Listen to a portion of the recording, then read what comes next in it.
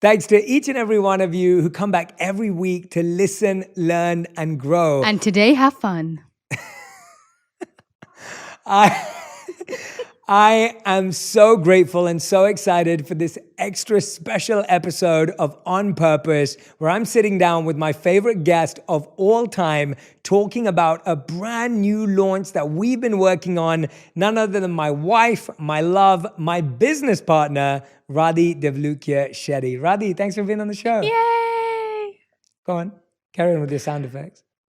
Drum roll. Let's announce what the name is of our business. No, we're doing that in a bit. You can't just dive in. How does it feel to be back on Purpose, Radhi? I'm so excited. I feel like I was just here because I was 6 months ago, and but just so excited to share something that we don't usually talk about. We don't usually talk about business. We don't usually talk about. We haven't really done anything like this together, so I'm really excited to share it with everyone. Talk about what a tyrant you are as a businessman. Talk about what a tyrant you are as a business partner, and just get into the deets. Let's do it. Sounds great. Yeah, I'm excited. We've never worked on anything together professionally before. No. And what we're about to share with you is something that has taken around the last 18 months of work. We've been working on it hand in hand together throughout this whole time. It's been a lot of fun. Mm-hmm. It's been crazy. It's been busy. It's been exciting. And it's been great. We've learned so much about relationships and about work during the same time. And I think that's what's been so unique is that when you're working on something together professionally, you're also learning about each other personally. Yeah, that's so true. And so when we've done these episodes before, we've just talked about our relationship and like moving country and changing jobs and chasing our passions, but all very separate to each other. Exactly. Today we're talking about something that we've actually been working on at the same time during the pandemic when we've both been locked indoors. And for this us, is our pandemic baby. Totally. Yeah. Yeah. Go on. Sama. Her name is Sama. Our pandemic baby. We love her very much. When we said we had an announcement, everyone was like... Everyone, oh my goodness. Every time I post anything, oh my gosh, is it baby? Is it baby? Are you pregnant? I posted something about, I know this is off topic, but I need to share it. I think I posted a reel to do with, I don't know, I think it was like chocolate or something. And then somehow, like on every comment, it's like, oh, I said something about craving. Oh, is it because you're having a baby? I was like, no, I just really love chocolate. Okay. So, Radhi, do you want to explain what Sama is and what it stands for? Sama is organic hot tea beverage. Right. It's so funny because there's so many technical terms to this. That's the other thing I've learned in this building this brand is there's so many technicalities to how you describe something. So this is a hot tea. It's not just herbal. We also have caffeinated teas too, but predominantly herbal, right? We've got predominantly herbal teas. And the special thing about it is that we have adaptogens in them. And when we were creating these teas, I find adaptogens are something that are being used a lot now. And for anybody who doesn't know what adaptogens are, they're basically herbs or plants, things that are taken from plants, which help with the stresses of your body, whether it's physical, whether it's mental, whether it's emotional, whether it is cellular, anything that's happening in your body that needs support. There are different adaptogens for different things. For example, for stress or whether it's for mood elevation, like there are different adaptogens for different things. And so with our teas, that's exactly what we've done. And I really wanted to create it in a way that it wasn't just there for name. Like, you can read ingredients and there's so many different things in there that you've never even heard about, but do they really have the right quantity to have the right effect?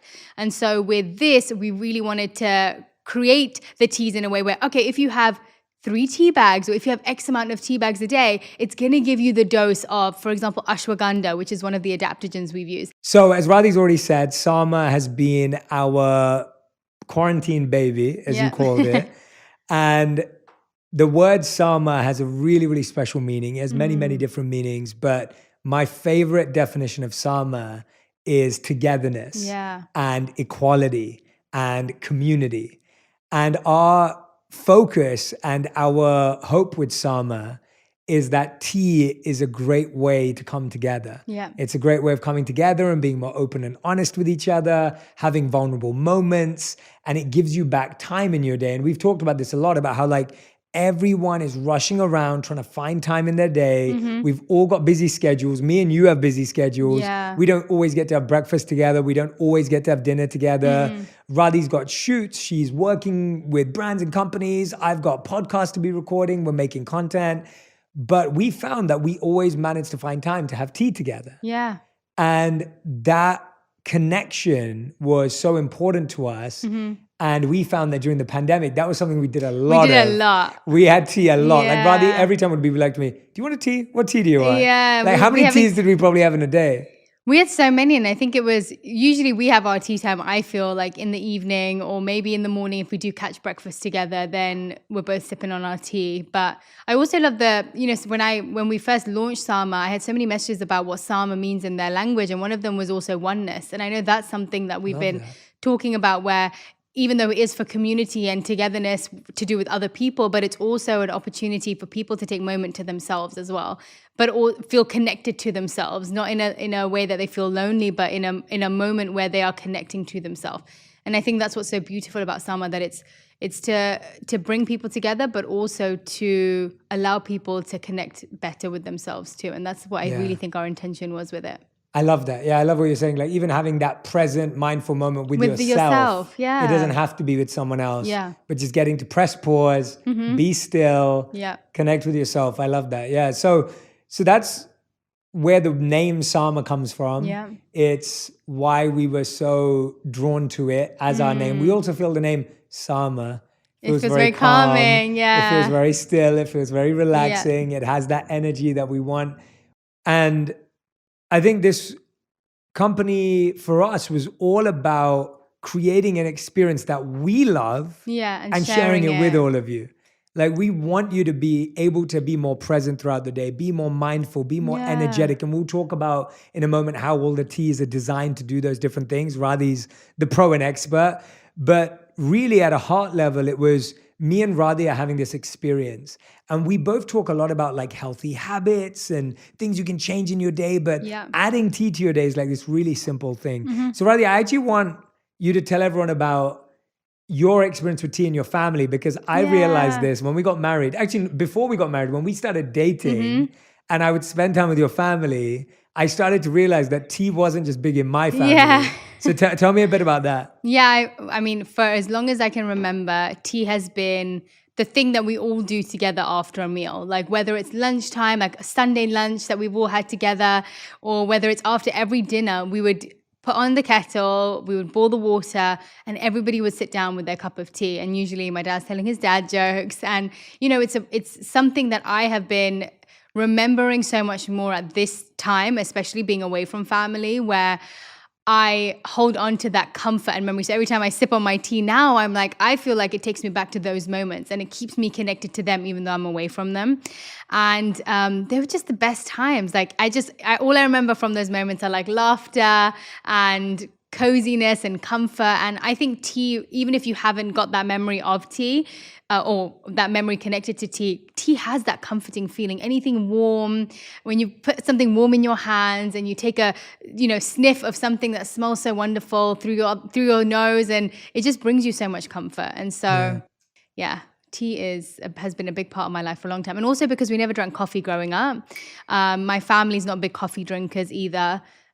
I love how you keep using the word beverage. It is a beverage because they don't drink either. So it wasn't like we would sit down with like a beer after or anything either. It's like, whatever it is, or like a glass of wine with a lot of families do. For us, it was always tea. Yeah. And for me, it was, and I love that. I remember that literally after every meal in Radhi's family. We'd be like, let's put the kettle on. Yeah, someone would come out and be like, what tea does everyone want? I was like, this is a real thing. Yeah. And in my life, it was slightly different, because we discovered this when we got together, that we had this in common. But for me, I remember that my mom would drop me off at daycare, and I'd be at daycare for, I don't know, whatever the early stages and early years of my life were. And my mom would always come and pick me up.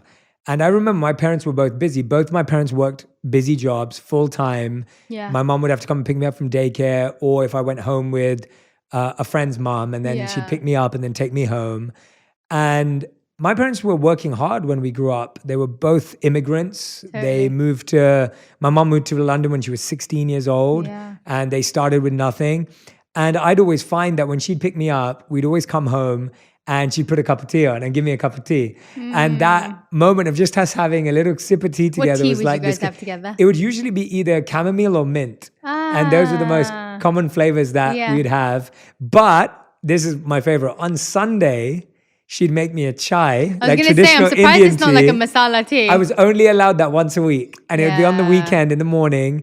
And my mom would get those Indian Puffs. biscuits out. Yeah. You know what I'm talking about? Yeah, I know exactly And what we you get those, mean. and I'd only get them on like a Sunday morning, So and then good. we'd dip them in the chai together, that's and such we'd a get to moment. have it. And it was literally something I looked forward to. So when we got married, and you'd always ask me, "Oh, what tea shall we have? Do you want tea?" Even in the morning when we meditate, you're always, when I get Yeah. up in the morning and I come to the room to meditate, you're always sitting there with your cup of tea while you meditate. And Tea in one hand, beads in the other. and even when I lived as a monk, tea was the only drink that we Yeah, drank, that you like were- at breakfast or Yeah. at dinner. And so I think tea is such I want everyone to realize this isn't a tea. It's not a brand. It's not a company. It's like, it's actually a tool for mindfulness. It's actually a tool for presence. And it's natural from the scent. And, I mean, we were smelling these earlier. I know. I'm just this going to take a one is moment. my favorite. One sec. Yeah, no, I completely agree. Even during the day, sometimes where I'm feeling a little bit overwhelmed and I go to get a drink, usually if I'm feeling a little bit stressed, I'll always pick a tea to just sit down with for a moment. And also because it's hot, you don't rush it. When it's cold water, when it's like a drink from the fridge, you gulp it down and you could be done with it within a minute. Whereas with hot tea, you have to be patient with it. You have to be, you have to take your time getting through it. And, with teas, the taste also changes as you brew it longer. So there's so much to experience within that, one cup. Yeah, I love what you said. Everything from the sight to the scent to the sound. I talk a lot about how we have to use all of our senses. For me, it's like when we were working on these teas, we wanted the color to captivate you. We wanted the scent the herbs inside to the be bag. captivating, Yeah. the taste, the layers. And so, for us, this isn't a tea. It's not a brand. It's not a company. It's a mindful moment. It's a tool of presence.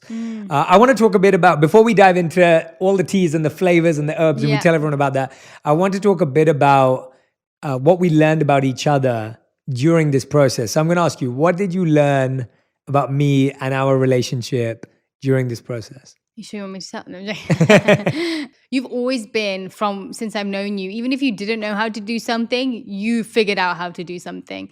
And I think just seeing you, I've never really been in close proximity with you when you've been doing a lot of your work. Like I don't probably know half of what goes on in your work life, but being part of something with you allowed me to also see something that I already kind of knew, but to see in action. You're so like proactive. You just know how to get things done and like to think outside of the box. And you know what? The main thing is you think so big. And I think that's what's really cool. Like you're never just like, oh yeah, maybe we'll do it this first and then we'll take baby steps together. You're like, no, I'm going all in. And you have always been an all in type of person. And it's just cool to see it, seep through to every part of your life, including Sama too. But it was just like that was work. And then we would have our time. It was just, it didn't feel Do you think like we were good at drawing the line? I think so. I don't feel like it was any pressure. Sometimes you'd be like, did you reply to that Sama email? Oh, did you reply to this? Have you done this? I was like, yes, I have. And then I'd be like in the corner going, like, yeah, I replied to it like last week. But apart from that, I don't think you did. You're also very good with trying not to manage me. Like you are good at, because I'm also feisty where it's not going to be beneficial for you to try and manage me. It's just not. So you were like, I'm just going to leave it to the team to do that. I'm just going to focus on my bit because it's never going to go well for you, is it? I just try to get Rula and Jordan to bug you. Yeah, exactly. I think what I learned about you, again, which I already knew, so I have to be honest with everyone. My favorite thing in the world is doing something with Radhi. Like I was telling her this morning, I was just like, this is going to be the best day of my week because I love hanging out with her all day. And after this, we're going to be making some fun TikToks and stuff together as well. And I literally look forward to spending time with Radhi in my work day. So for me, this is like the highlight of, so much for me because if I can spend a whole day with Radhi and that's work, that's not work to me.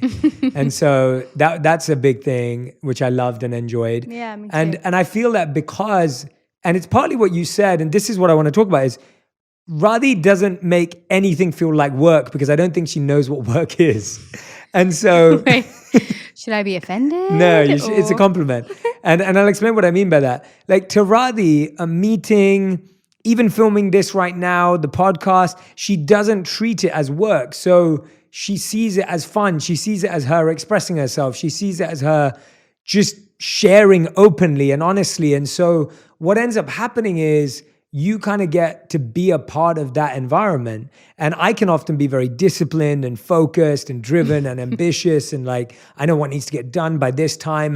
Which is all great. And which is all needed too. Definitely needed. But when people say like, how do couples get along? We get along because we don't think the same. Yeah. And instead of trying to, and this is what's really stuck out to me, instead of trying to make my partner think like me and live like me, I've realized that the most powerful thing you can do is respect your partner for who they are and let them live that way. Yeah. Because what we don't realize is if I say, Radhi, you need to be more organized and you need to be more focused, then I would lose the spontaneity, which is what I love about you. Right. And I think that's where people get really lost and confused, where it's like, I want you to be organized, not realizing that actually makes you lose the quality that I love. Right. And so same with you. If you were like, Jay, I want you to be more relaxed and more, But I also want you to plan our life. Yes, exactly. Yeah, I want you to know where we're going and what we're doing, but I want you to be more laid back. Yeah.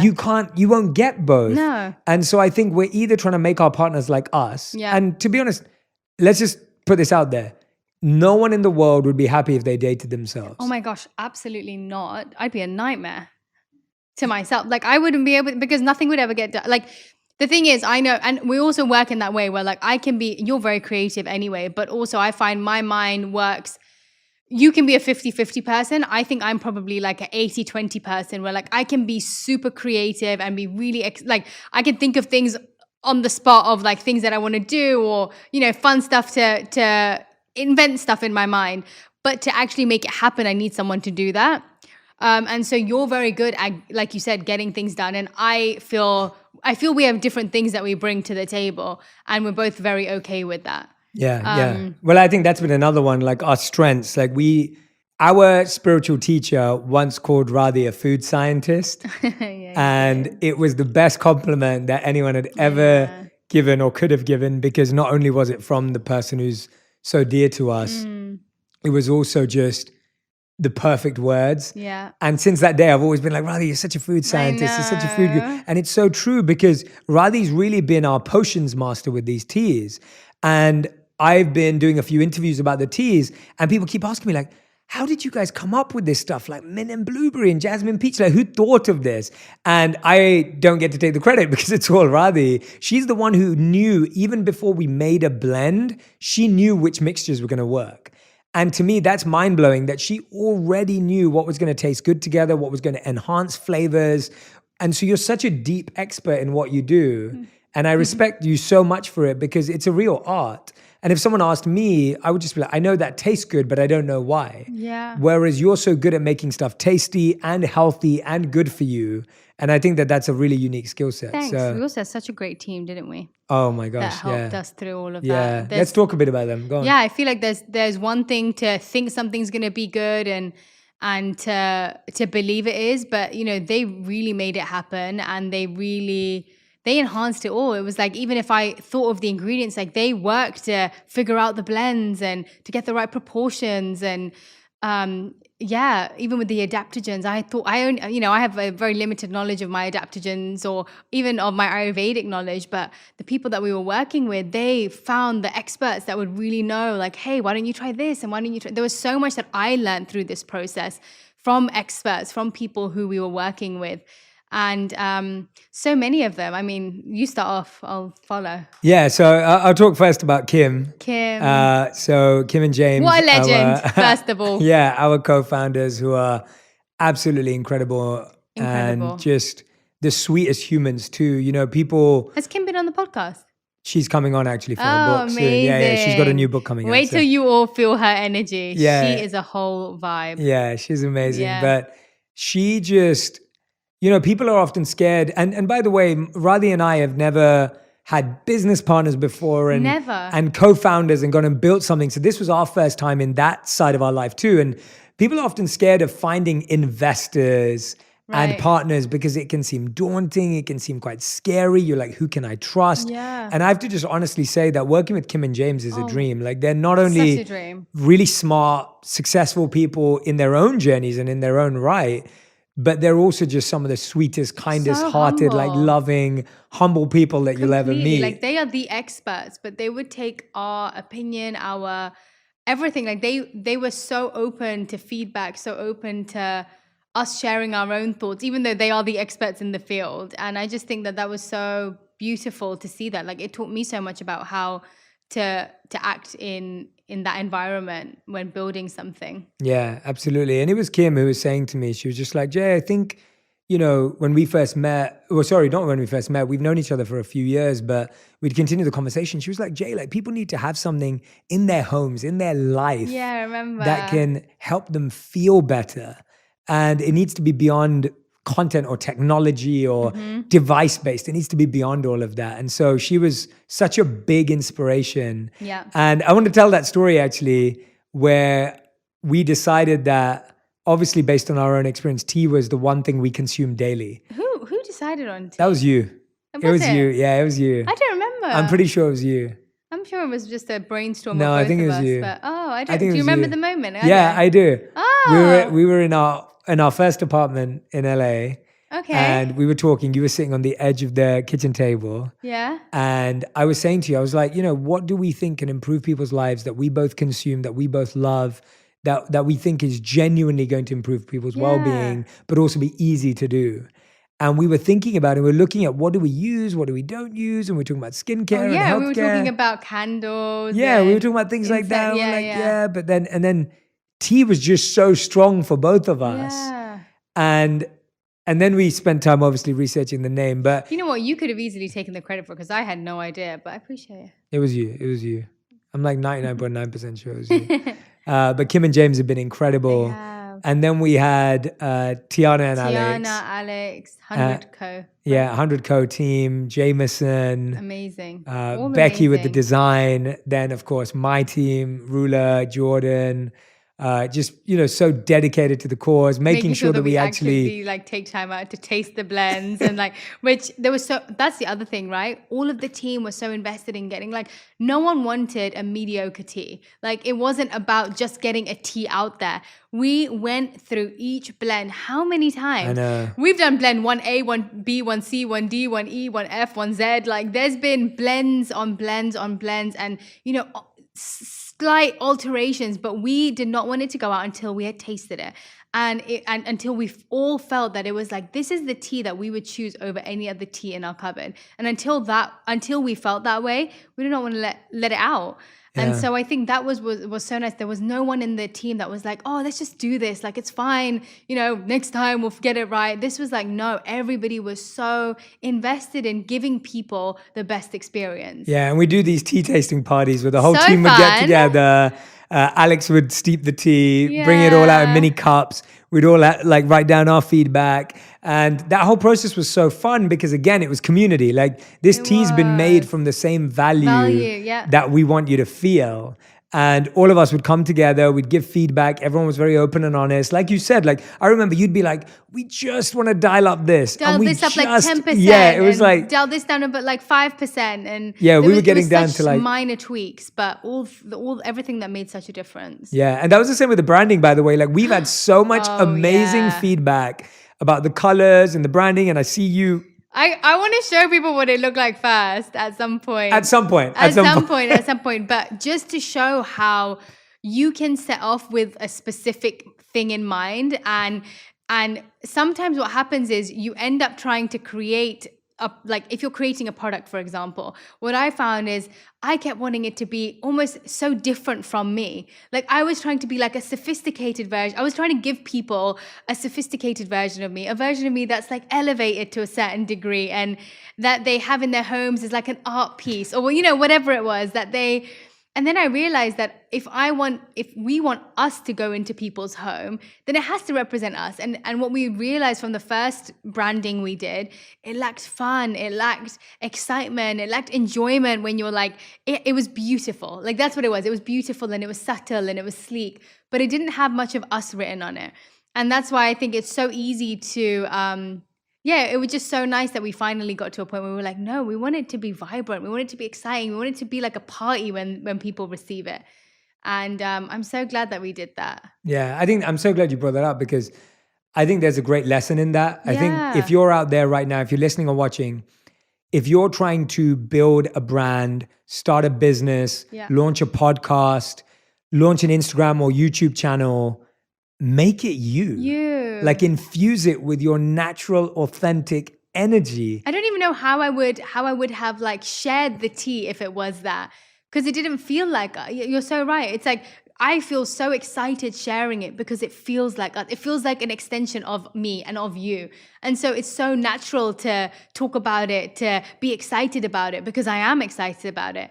But I think when it doesn't feel like you, whether it's your Instagram, whether it's a product, whether it's, I don't know, anything, it's always going to be difficult to share because you don't feel as connected to it. Yeah, and I feel like for us, it was a really good reminder that it's okay to get it wrong. Yeah, we went through this whole process, whole branding process, and we looked at the final product and we were like, that's not us. Like, and that we were so scared because we thought we couldn't even change it because we invested so much time into it. A lot of us feel that when you've invested a lot of time into something, that you can't change it. What's that term? And it's a term in economics called sunk cost bias. That's it, yeah. And the idea that you have sunk so much cost, money, time. Yes, you've sunk so much time, energy, money into something that now you feel you have to stick with that because otherwise you're going to waste more time, money, and energy. Now, what we don't realize is that actually the deeper you go,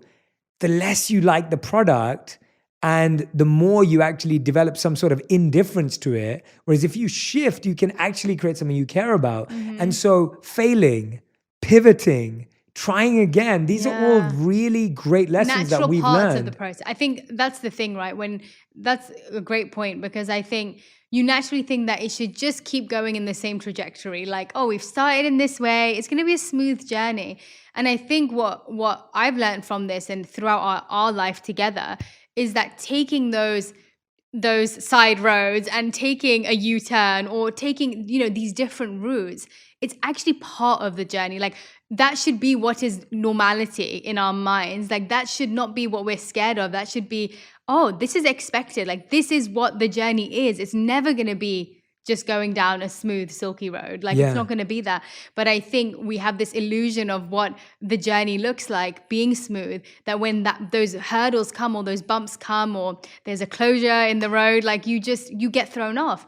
But if we start seeing it as that being normality, you wouldn't even get thrown off. You just see it as part of the excitement and part of the journey. I love that analogy. Yeah, our illusion is that we want it to be like a highway.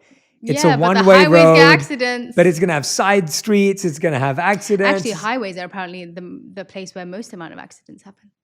Thank you for that. No, actually, wait, that's wrong. I think actually the surprising thing from my drive, this is so off topic, but from my driving thing was the one thing I remember from when I got a ticket and I had to go to a course was that most accidents happen on 30 mile per hour roads. Right. So this anyway, off topic. It's totally useless information. Useless information. In case you're doing your driving exam. Your driving course for getting points on your license. You have me to thank. Anyway, back to it. Yeah, that's been a huge lesson. So if you're listening or watching right now and you're thinking of starting something, be okay with pivoting. Yeah. Be okay with a U-turn. Make Be it okay part with of it. turning back. Realize that that is just part of the journey. Stop living it thinking that everything's going to work and everything's going to be perfect. Yeah, like change that story in your mind from the beginning, right? Like if you're building a story in your mind, make sure you factor those things into the story. Yeah, exactly. Definitely. And if you are going to start something with your partner, I think it's important that you set the boundaries up. Set the boundaries, set the expectations, and if this is the first time that you're getting to know one another, because I think a lot of the things that we understood about one another, we kind of had a lot of it figured out beforehand. Like you knew what type of personality I was. I knew what type of personality you were. But for some people, they may be just getting to know their partner through this process. And so I think it will be really useful to sit down and figure out what that dynamic is. Like, what do you feel you're bringing to this? What do you feel that you're going to lack in this? What do you feel are going to be your weaknesses or your strengths during this? And let me see, are those weaknesses going to be my strengths? Or do we have the same weaknesses and the same strengths? And therefore we need another person that's going to make up for that. I think all of that is so important to do. And it is true, like what Radhi was saying earlier, there were times when I got really frustrated because I felt like I was bugging Radhi or having to remind her to do stuff that she had to do. And that would genuinely annoy me because I was like, well, I'm doing my bit here. Like I'm getting back onto emails on time and I'm responding to this on time. Like, why can't you? And I realized that that's a common thing that can really end up creating friction in a relationship. Yeah. And so the only way to deal with that is make sure that you're not the person doing that to your partner, especially in your personal time. Yeah. You can do that if you're on work time. And so I think for us, it was very important to say we're on work time or we're on personal time. This is a professional conversation. This is a personal conversation. This is us just talking about it creatively, and this is us talking about it to get things done. Totally. And I think that if you are going to get into business with a friend or a partner or a husband or wife or whoever it is, you really want to be clear about, is this conversation on personal time or professional time? Because that saves you so much stress and so much energy. And also just stops you from ruining your relationship. Like I think that making Sama has brought us closer together because it's the first time, as you said, we've created something truly together. And I wouldn't have wanted it to tear us apart, but it could have if we weren't mindful of those things. Not understanding, yeah. Totally. All right, so now I want you, Radhi, to give us a walkthrough of all of your potions, all of the teas, all of the blends, and explain to us the benefits, the ingredients that you chose, the reason why you chose them. You know, I'd love to. Let me break it down for you. Okay, so these teas are hot teas. They're not cold. But they're also not ice. They're also not just herbal teas. We do have some teas that are caffeinated. Black teas, green teas. But predominantly they are herbal teas. And the thing that I love about them is I really wanted there to be a unique factor, but the unique factor I wanted to be authentically unique. Like I wanted it to do what it says it does. And so what we decided was to include an adaptogen in each of the teas. Now, what's an adaptogen, Radhi? That's a very good question, Jay Shetty. Well, an adaptogen, for all of you who don't know, is it's basically something extracted from a plant or a herb that has this unique quality to adapt to your body to what it needs. So it adapts to the stresses of your body, whether it's physical, whether it's mental, whether it's emotional, whether it's at they sound like level. amazing things. I know, and it's phenomenal because each of these adaptogens, they work in different ways. So whether it's to do with regulating your hormones, whether it's to do with regulating your stress, whether it's to do with regulating your mood, your sleep. So they have, the scientists or botanists, they have figured out what plants are beneficial for different parts of our body, for different parts of our life. And so what we did was we focused the teas specifically on, first of all, what we wanted people to feel or how we wanted it to affect them. Then we added in the flavor. Then we added in what adaptogen would do that. So we really were focusing on how do we want people to feel and what effect do we want it to have on the body. And so, for example, we have our Awaken and Energize. That's our Earl Grey tea. And the adaptogen in here is, and again, awaken and energize. So you know what you're receiving when you're getting the tea. That's got, this one they helped me with, but the reishi mushroom, I do know. That's meant to be incredible for mind focus, for your brain health. And so we included that for the morning just to get you going. Then we have a calm and relaxed. So again, we did chamomile, very, very like normal. You've had a chamomile tea, but we've got lavender and rose in there. The smell of this one is beautiful. It's just, chamomile is something you think of when you want to relax, and lavender and rose, especially when you think of essential oils or even if you think of lavender and rose, it's just so peaceful. And so that's exactly what this does. We've got lavender, chamomile, and tulsi in here as well, all of which are incredible to soothe you, harmonize you. And then we have jasmine peach. That's the one that we're drinking right now. Yeah, that's one of my favorites too. The smell of this one is just beautiful. And again, we've only used natural flavorings and ingredients and no additives. We really wanted it to be natural flavors in here. And for this one, we've got raspberry leaf, shatavari, and green tea. Now, shatavari, this is protect and support, and that's exactly what shatavari does. It whether it's for women's health or men's health, it actually helps protect everything from our reproductive organs to our muscles, to our ligaments, like so many things. But it's a very supportive, nourishing, deeply nourishing herb that goes deep down to our tissues. Yeah. And there is another one called mint and blueberry. Which Radhi has finished. I've drank it all and it was so good. And I've been drinking it every day. And suddenly I got to the last one and I was like, oh no. But we need to get more of that. But that's mint and blueberry. And that's the one with ashwagandha in it. Ashwagandha is great for focus, mind health, and just being attentive. Yeah. There's all the blends. And yeah, like I said, with the adaptogens, what we wanted was to actually have a tea that if you have the right amount of it, like let's say you have 3 cups of one of the teas, it's not just there for the name. It will have it's got the right quantity to have the right effect on your body. And that's what we really wanted, something that's true to its name. Yeah, and also things that you need throughout the day. Like I usually wake up and I'll have the lemongrass and ginger in the morning because it soothes my throat. It makes me feel stronger. It gives me a sense of like stability. Yeah. And then in the middle of the day, I might want a jasmine peach because I'm looking for a bit of that green tea. Yeah. And then at the end of the day, I want the lavender chamomile to help me rest and relax. And so we don't see tea as like a once a day. We see it as like 2-3 times a day. And we wanted to create teas that you could have round the clock at different times in the day. We're also going to be sending a little menu card that tells you what time to have which tea. To have when, because that's so important to us that you have a simple and easy way of feeling different. Sometimes I walk into the home and I've come down from a busy day and I feel different when Radhi's brewing some tea. Yeah. Because you can smell it. And as soon as you smell it, your body almost reacts immediately. And then you drink it. And like you said, you slow down to sip it and drink it. Yeah. And now all of a sudden you feel completely different. Whereas usually you're just running around from place to place to place and you need something external to change that. And that doesn't happen when you pump your body with sugar. No. It doesn't happen when you pump your body with just carbs or fat. It's like you can't just outsource that. And I also think what you were saying, that's so beautiful that, with something like this, you're telling your body what you want.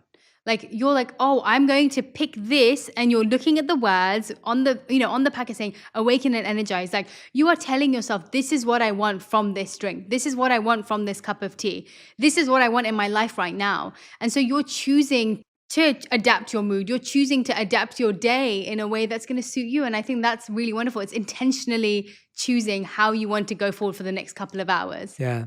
Changing the way we talk to ourselves is so important. Like we wake up in the morning and we'll say something like, I'm tired. I'm so and tired. I'm exhausted. Yeah. And instead, when you pick that up, it says, I am awake and I am energized. Yeah. And that replacement of language not only affects your mind, it affects your body, it affects how you feel, it affects how you show up, it affects how you take that first phone call of the day or that first meeting. I mean, you just said tired and I yawned. Yeah, that's how contagious it is. I know. Like the language of like, I'm tired, I'm exhausted, I'm fatigued. And I fall into that habit all the time where I'll say, oh, I'm so tired, I'm exhausted, I'm fatigued. And instead I should be saying, I'm going to make time to rest today. Exactly. I'm going to make time to refuel today. I'm going to take time to re-energize today. And I find that tea kind of gives me that reflection time that helps me pause and be still and go, okay, this is what I need right now. So in this whole process, we've just launched. We've got a long way to go. We're committed and all in on Sama because we love it so much. We're so proud of the product. We're so proud of how it tastes and how it looks and how it feels. Yep. What do you think surprised you the most, or what was the biggest challenge you had to overcome in this process and journey? Because we've been working on this for like 12 to 18 months now.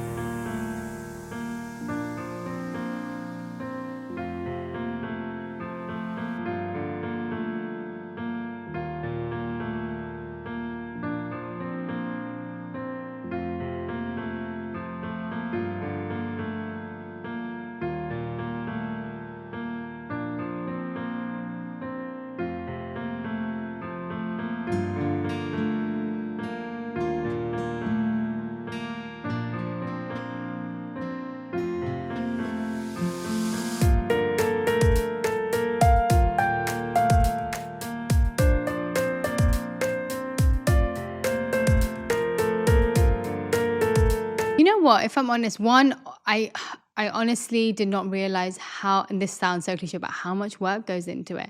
Like how many different elements there are to it, and how much thought has to go into so many different areas of it that I never appreciated before, because my mind was not like, I never even understood the depths of creating a brand or creating a company. And so I really appreciated how it made me appreciate other brands that have done something like this or created something themselves that, wow, that took a lot. And then the other thing, honestly, that I found hard to overcome, and I think that's something we're still going through, is, you know, it's a really interesting feeling trying to share something that you've created, and trying to share it with people in order for like, it's a product in the end of the day. Like people are buying it. And I think, you know, when you do love something so much, like we do about Sama, and you want to share it with people, we do it as authentically as you possibly can. But at the end of the day, it's a product that you are selling. And so I think I always find it hard to push through that, where I'm like, oh, I don't want it to feel like too salesy. Like, I don't want it to feel like I'm trying to sell them something. But I know at the bottom of my heart that like, this is something that's going to benefit their life in some way. And so I think there's a really good balance between sharing something from your heart with authenticity that you love, but also selling a product. And I think that's been a really interesting balance that I think I'm still going through, because we're still, you know, it's going to be a constant up and down with something like that, and a give and take. But yeah, it's been a really interesting process. And I think it's just something in anything, when you create something, or even if you're part of a company, if you're part of something, there is an element of you are trying to share something with someone. And when money goes into it, it can be a different, you know, it's just a different mindset you have to get into. Yeah, I'm so glad you raised that. I think it's a really healthy conversation to have. Yeah. Like, you know, when you look at how much work goes into something, you realize that you can only create stuff you care about. Yeah. And so then when that goes out to the market and then people buy it or purchase it and experience it and use it, it's like, all that work that's gone into it, you wouldn't waste that much time if you didn't really care. If you didn't really love it. If you didn't really love it, like the amount of hours and effort that's gone into building Sama, like we wouldn't have gone through with it if we didn't care. If you were only doing it for a financial reward or outcome, it wouldn't be enough, because it takes so much energy and effort. You also are at a point where you're like, you don't really know how well it's going to do. Like when you start something up, you don't know how well it's going to do. And so you are counting on if you're not fully invested in it with love, then there's always a chance of disappointment. But like in my mind, I'm like, wow, like I'm so happy that we've created something like this, that I know that we love so much, and that hopefully will benefit people in some way, that I want to make it worth the money that they are spending. Like, at least I know I'm doing that. At least I know I've put in the most amount of effort, put in the most amount of thought, the most amount of energy that I can, so that when they do spend money, hopefully it feels like money well spent. And I think that's all you can really hope for when it's to do with the product that you are selling. So well said. I love that. That's really beautiful. Yeah. What about you? I'm very similar to you. I think for me, it's like I created a plan a few years ago where I do 3 things every year. I do something I love, I do something I'm learning, and I do something I'm launching. And I do the thing I love because it makes me happy, and that's the podcast. I do the thing I'm learning because it helps me feel like I'm growing, and I've been doing a lot of learning this year. And then I'm launching something because it makes me feel nervous and anxious but excited. And so I think that's the biggest thing for me. It's like, I love trying out new things. I Mm-hmm. love looking at new industries and learning about new things because it just expands me as a human. It helps me have more love for people. It helps me have more compassion and empathy and understanding of people. It helps me have more respect for people. I guess Salma was also learning and Launching, launching both. for you. It was a mix. And I just really enjoy that process. So that has been a challenge because it's all new to me. It is. I've never done anything in the beverage industry. Beverage. We've never created a tea before. Oh no. We've never created a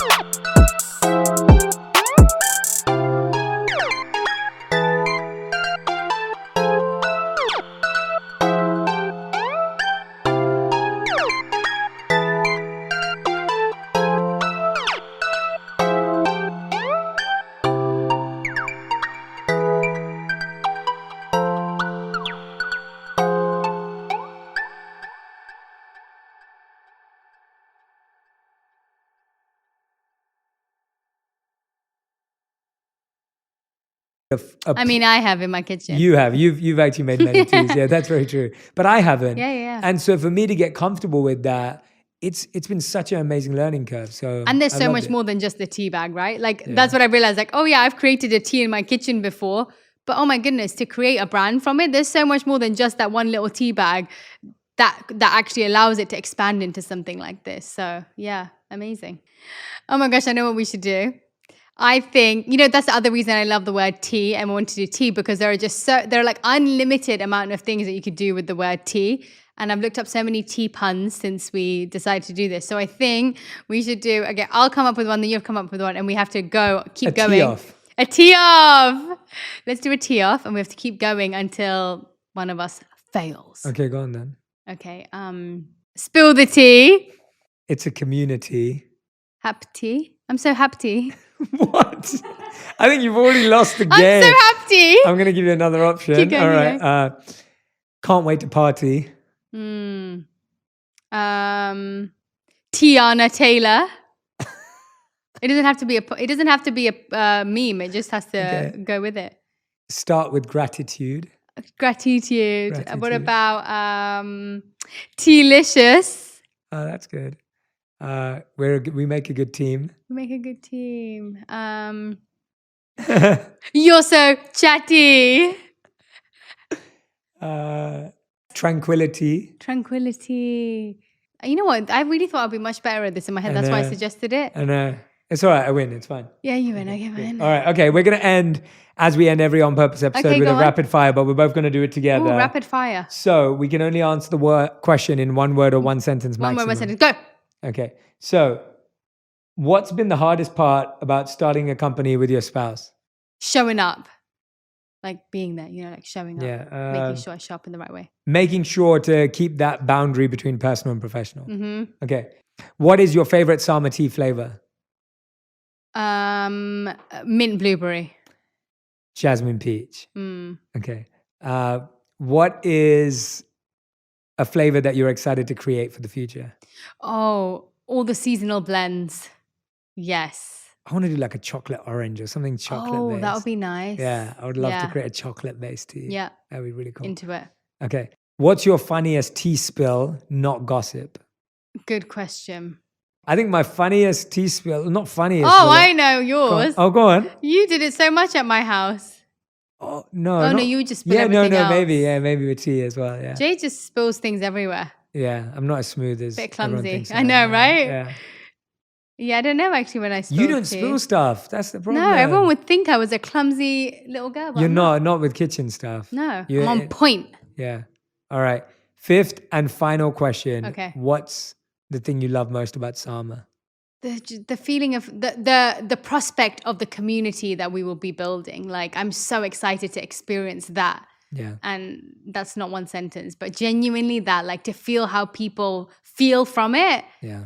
That is what I'm most excited about. Yeah, I'm excited for bringing people together. Yeah. And like you said, helping people connect with themselves and finding a non-technology, digital, a natural, organic way to feel that. That's so true. So yeah, I can't wait. Thanks, business partner. You're too far away right Thanks, now. co-founder. Thanks, business partner. Thanks, wife. I feel like that's what people in business would do. No, I'm not sure anyone in business. We should handshake. Other hand. All right, guys. Well, thanks so much for listening. Well, thank you everyone for listening today. Please, please, please go to samat.com to check out all of the amazing things that are available. We're so proud of what we've created. We can't wait to share it with you. And thank you so much for listening. Make sure you tag me and Radhi with any key lessons or learnings